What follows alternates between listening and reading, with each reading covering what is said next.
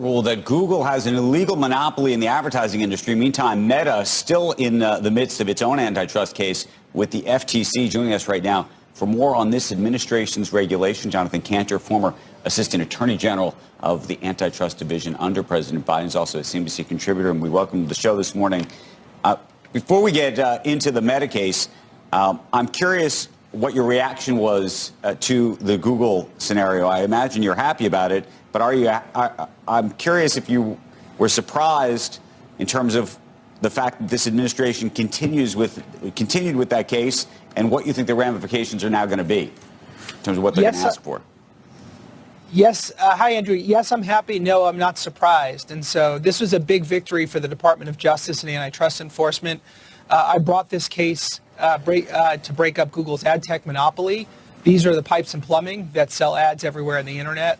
And it was a decisive victory for the DOJ. And in terms of the administration, there are a few things in Washington right now that can bring people together. Antitrust enforcement happens to be one of them, and antitrust enforcement against big tech happens to be perhaps the only thing in Washington that Democrats and Republicans can agree on. In terms of what you think the remedy in the Google case will be, not should be, but will be. Yeah, so I think there are two Google cases. There's the ad tech case and the search case. On the ad tech case, the one that we just won, that was about Google competing on the buy side, the sell side, owning the exchange in the middle, and then buying and selling on its own exchange. The only remedy that I can see is forcing Google to divest one side or the other at least, and then getting out of the exchange business. I think that's what we asked for in the case. I think that's what ultimately. Do you see a bigger breakup? The reason I was going to this is, do you see a bigger breakup happening in tech under this administration? Meaning, if the search case continues the way it's going to, do you see a moment where all of a sudden Google gets broken up and Meta gets broken up? Because that's what we're really talking about here. Yeah, I think it's a realistic possibility that we're going to have our AT&T moment for big tech and antitrust. You have 3 cases now and 2 others in the pipeline, all that have breakups as a possibility. But to be very clear about it, breakups aren't necessarily bad for the businesses. To the extent they have to divest a few pieces here and there, it actually may unlock a lot of value and I think be very good for our economy. I mean, some of these companies, we could see the Mag 7 become the Mag 8 overnight if they divested significant assets. What do you make of the Meta case? And I'm curious also what you make and what you know about what we heard about in that Wall Street Journal article last week about Mark Zuckerberg's efforts to try to settle that case with Trump in advance. I'm glad that the case was not settled at the White House. These are law enforcement actions. They should be handled with the appropriate degree of independence by the agencies.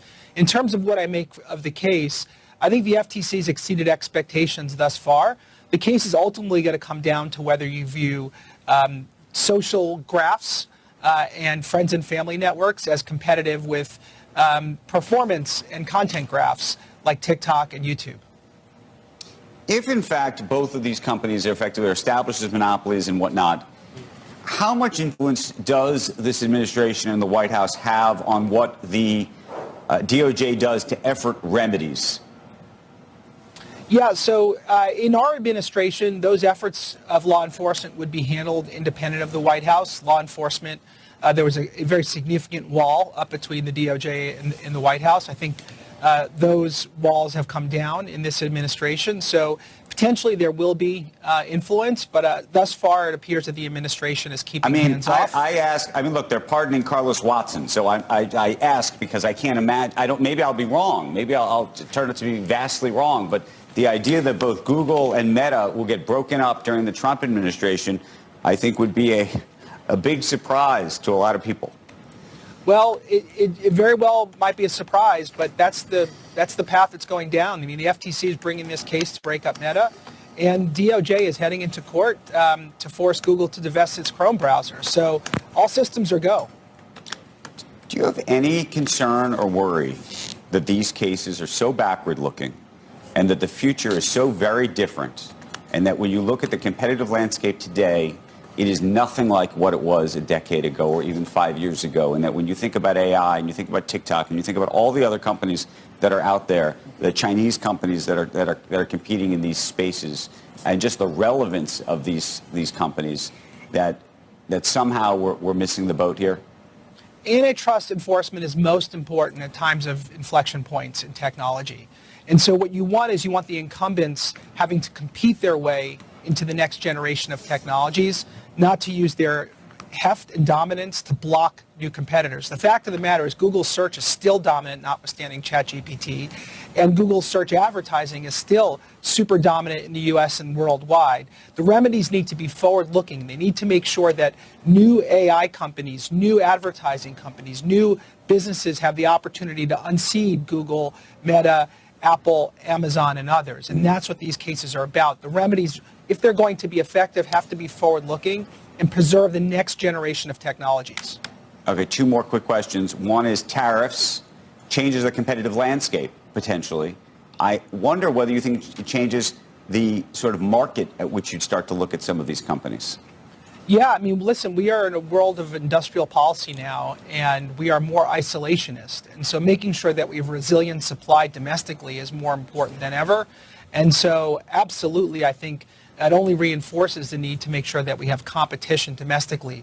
We are at our best when we are more like the U.S. and less like China. And we are more like the U.S. when we have a competitive economy with opportunity rather than having national champions with command and control. And then finally, big law.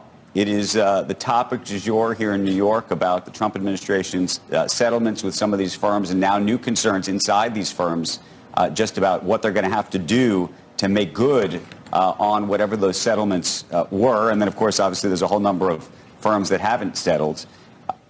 When you sort of play out the dominoes of this, and if a firm decides, if Paul Weiss decided, look, we're actually not going to help the administration work on XYZ, and then somehow the Trump administration would take on these law firms or to try to put them in a position where they can't represent folks against the government in the future in certain kinds of cases.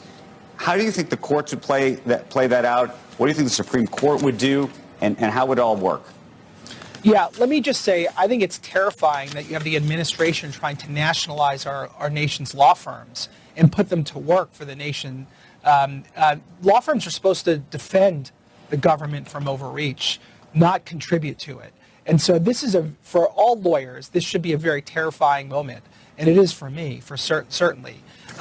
Ultimately, how do I think this plays out in the courts? I don't think the executive order targeting law firms without any investigation or any proof of violating the law will hold up at the Supreme Court.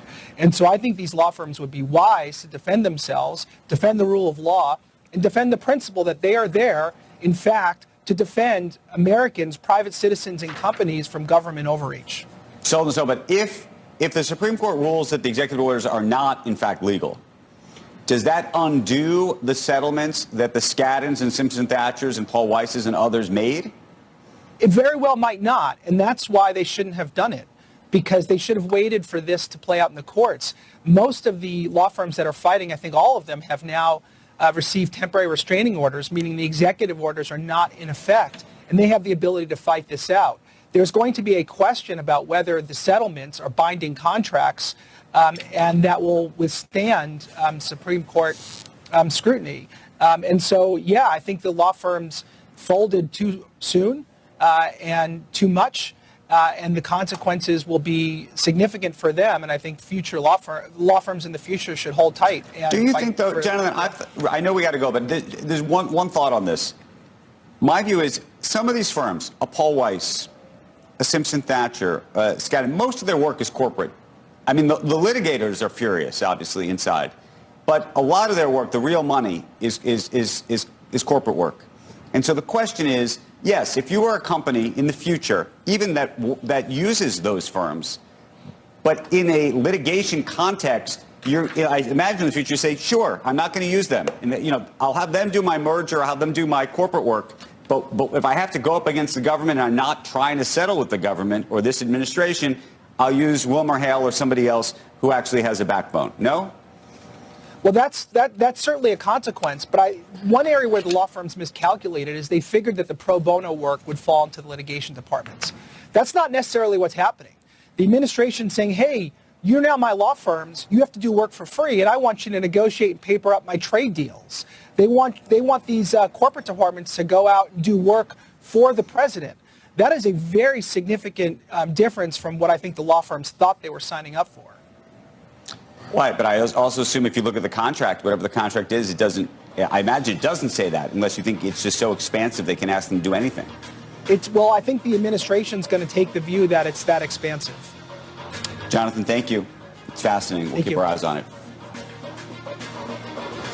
All right, still to come this morning, reports say that layoffs at the FDA are delaying drug development. We will ask former FDA Commissioner Dr. Scott Gottlieb about that next. Right now, though, as we head to a break, check out the price of gold. It closed at an all-time high on Thursday. It's up another 2.5% this morning. That's $83. The last tick, $3,411.10 an ounce. That is up 29% year to date. In the meantime, stock futures taking another leg down. In fact, right now you're looking at the Dow futures off by more than 425 points. S&P futures down by 67. The Nasdaq